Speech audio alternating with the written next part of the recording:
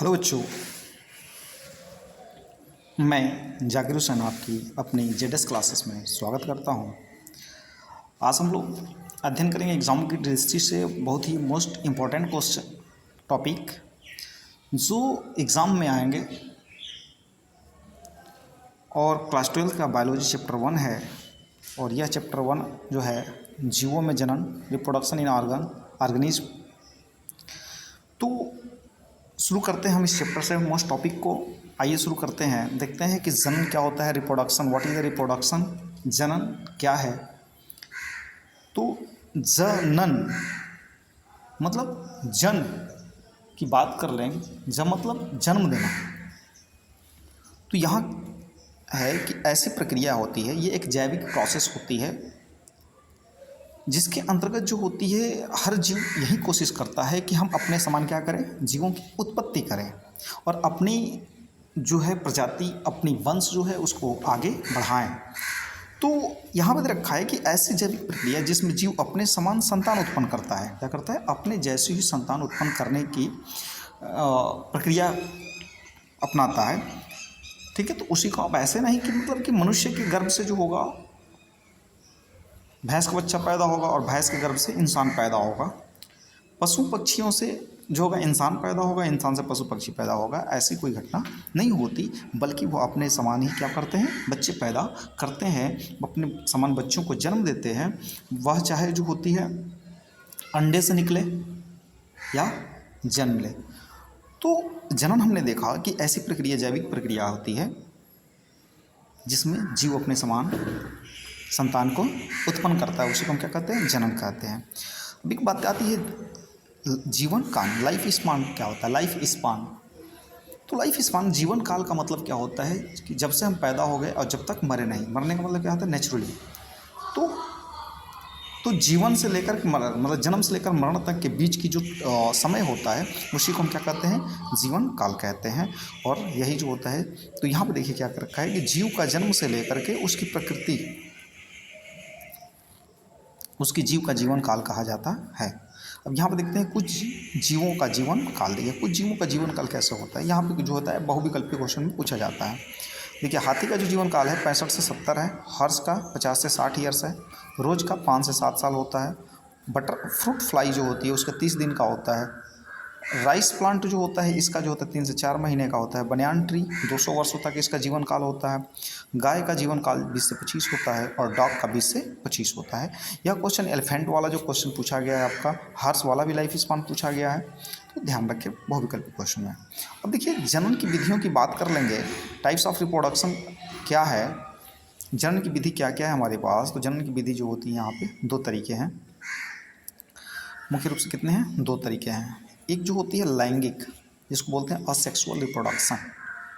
Asexual reproduction, asexual reproduction क्या होता है, यहाँ पे नाम ही अलैंगिक। मतलब नहीं, लैंगिक मतलब लैंगिक की बात कर लेंगे तो लैंगिक में यहाँ कर रहा है बात 2 लिंगों की, ठीक ना, मेल एंड फीमेल की बात कर रहा है।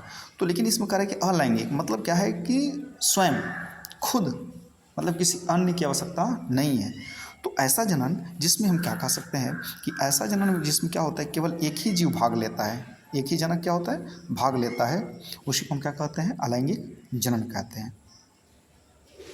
अब होता क्या है, ऐसे कैसे हो जाएगा, अलैंगिक जन्म कैसे हो जाएगा।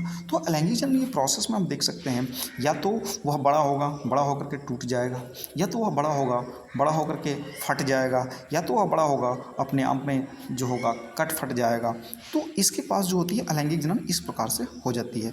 मतलब क्या होता है, जीव हूबहू प्रतिलिपि क्या करता है, अपना लेता है। आप देखते हैं कि जैसे अलैंगिक की बात कर लेंगे, पेड़ पौधे हैं, पेड़ पौधे में ये देख लेते कोई बीज होता है, जैसे अमरूद की बात कर लेंगे, अमरूद क्या होगा, पकेगा, फटेगा, फट के गिर जाएगा, उसी का बीज जो होता है उसी के समान हो जाता है। तो हम कह सकते हैं प्रतिलिपियों के रूप में संतान उत्पन्न करता है।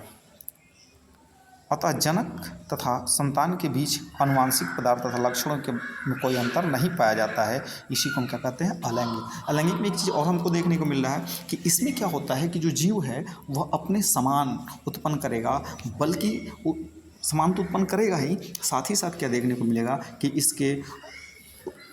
इससे उत्पन्न होने वाले जो जीव है, संतान है, और वह खुद जो है इसमें कोई अंतर देखने को आपको नहीं मिलेगा, कोई डिफरेंस नहीं मिलेगा, ठीक ना। इसलिए यह अलैंगिक जनन होती है। और यह अलैंगिक जनन जो होता है बहुत तेज़ी से हो जाता है। क्या होता है? बहुत तेज़ी से होता है। तो हमने देखा कि अलैंगिक जनन क्या है, अलैंगिक जनन क्या होता है, और कि वैसा जनन जिसमें केवल क्या होता है, एक ही जनक की या एक ही जीव की क्या होती है, आवश्यकता होती है, उसी को हम अलैंगिक जनन कहते हैं। दूसरी हमारी आती है लैंगिक जनन। लैंगिक जनन क्या होती है? लैंगिक, तो देखिए अलैंगिक की बात कर लेंगे तो अलैंगिक जनन में क्या होता है कि शरीर, जो हमारी बॉडी होती है, शरीर में विशेष प्रकार के जननांग होते हैं, ठीक ना। लैंगिक में क्या होता है, लैंगिक लैंगिक में होते हैं विशेष प्रकार के जो होते हैं हमारे शारीरिक पार्ट्स होते हैं, ठीक ना। हम कह सकते हैं लैंगिक जनन वह जनन है जिसमें, ठीक ना, दो जनक की आवश्यकता होती है, ठीक ना, या मेल या फीमेल की आवश्यकता होती है, नर या मादा की आवश्यकता होती है। तो ऐसे जनन जिसमें नर और मादा दोनों की आवश्यकता होती है, दोनों के मिलने से जो होती है, जो संतान की उत्पत्ति होती है, वैसे हम जनक को क्या कहते हैं, लैंगिक जनन कहते हैं। इसमें देखिए शरीर की सामान्य दैहिक कोशिकाओं से मिलकर के भिन्न दो अगुणित कोशिकाओं का संयुग्मन लैंगिक जनन की आधारभूत प्रक्रिया होती है। दोनों नर और मादा मिलते हैं, उनके बीच जो होती प्रोसेस होती है, प्रोसेस के फलस्वरूप जो होती है संयुग्मन जो होती है, ठीक ना, हाइब्रिड होता है, और हाइब्रिड होता है, और हाइब्रिड होने के बाद जो होता है क्या होता है, संतान की उत्पत्ति होती है। इन अगुणित कोशिकाओं को युग्मक कहते हैं। क्या कहते हैं? युग्मक कहते हैं।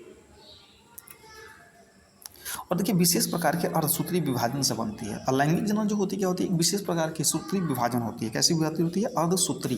अर्धसूत्री का मतलब क्या होता है कि जो उनके अंतर्गत गुणसूत्र होता है, वह गुणसूत्र क्या होता है, हाफ डिवाइड हो जाता है, बट जाता है। जैसे मान लेते हैं कि महिला के पुरुष के अंतर्गत जो होते हैं 23 जोड़ी गुणसूत्र पाए जाते हैं, तो 23 गुणसूत्र में क्या होगा कि हाफ क्या होंगे, बढ़ जाएंगे। 22 गुणसूत्र जो होते हैं वो क्या होते हैं, ऑटोसोम्स होते हैं, ठीक ना। और 23वां गुणसूत्र जो होता है उसी का क्या होता है, बढ़ जाता है। ऑटोसोम्स का मतलब जो होता है सेम वैसा ही रहता है, अर्थात 23वें गुणसूत्र से ही क्या होता है, लिंग का निर्धारण होता है। तो उसमें क्या होता है कि अर्धसूत्री विभाजन होता है, जिसमें 46 गुणसूत्र की बात कर लें, 23 जोड़ी होती है, तो उसमें 23 गुणसूत्र क्या होते हैं, बट जाते हैं। इसके बाद क्या कर रहा है कि इनके बनने की इस प्रक्रिया को युग्मक जनन, जियोमेट्रियोजेनेसिस कहते हैं। तो युग्मक जनन क्या हमने देखा कि युग्मक जनन वह होता है कि जिसमें अर्धसूत्री विभाजन के फलस्वरूप जो प्रक्रिया होती है उसको युग्मक जनन कहते हैं। संयुग्मन में भाग लेने वाले को दो लैंगिक कोशिकाओं भिन्न भिन्न प्रकार की होती है, एक नर युग्मक और एक कोशिका दूसरी मादा युग्मक कोशिका होती है। हमने पहले बताया कि लैंगिक कोशिकाओं के अंतर्गत क्या होती है, एक नर युग्मक होता है, एक मादा युग्मक होता है, जो दोनों भाग लेते हैं। अभी हम बात कर लेंगे यहाँ पे कि संयुग्मन से बनी द्विगुणित कोशिका युग्मनज अर्थात जाइगोट कहते हैं। जब संयुग्मन होता है, संलयन हो जाता है, संयुग्मन हो जाता है, तो उसके बाद जो द्विगुणित हो जाती है, मतलब दोनों का गुण मिल जाता है और मादा का गुण मिल जाता है, तो इसको हम जाइगोट कहते हैं। और इसी से नई संतान की क्या होती है, प्रारंभ होती है। तो अब हमने देखा क्या होती है कि पहले प्रोसेस में क्या क्या देखा हमने कि दैहिक कोशिकाओं से क्या होती है, और दो अगुणित कोशिकाओं का संयुग्मन लैंगिक संयुग्मन आधारभूत प्रक्रिया होती है।